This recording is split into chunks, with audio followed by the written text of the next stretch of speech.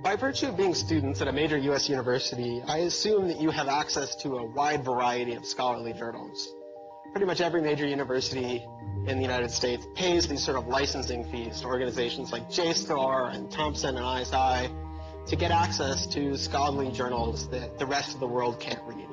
These scholarly journals and articles are essentially the entire wealth of human knowledge online, and many have been paid for with taxpayer money or with government grants. But to read them, you often have to pay again, handing over steep fees to publishers like Reed Elsevier. These licensing fees are so substantial that people who are studying in India instead of studying in the United States don't have this kind of access. They're locked out from all of these journals. They're locked out from our entire scientific legacy. I mean, a lot of these journal articles, they go back to the Enlightenment. Every time someone has written down a scientific paper, it's been scanned and digitized and put in these collections. That is a legacy that has been brought to us by the history of people doing interesting work, the history of scientists. It's a legacy that should belong to us as a commons, as a people, but instead it's been locked up and put online by a handful of for-profit corporations who then try and get the maximum profit they can out of it.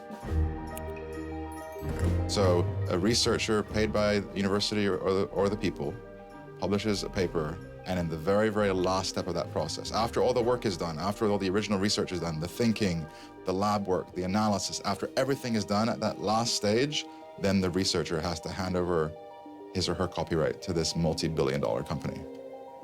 And it's sick. It's an entire economy built on volunteer labor.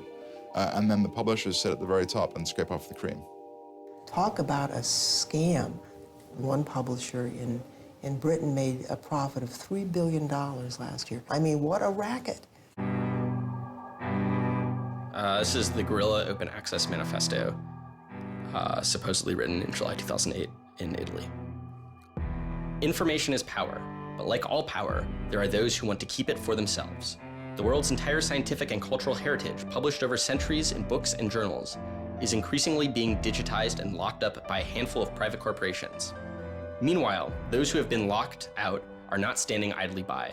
You've been sneaking through holes and climbing over fences, liberating the information locked up by the publishers and sharing them with your friends. But all this action goes on in the dark, hidden underground. It's called stealing or piracy, as if sharing a wealth of knowledge were the moral equivalent of plundering a ship and murdering its crew. But sharing isn't immoral, it's a moral imperative. Only those blinded by greed would refuse to let a friend make a copy.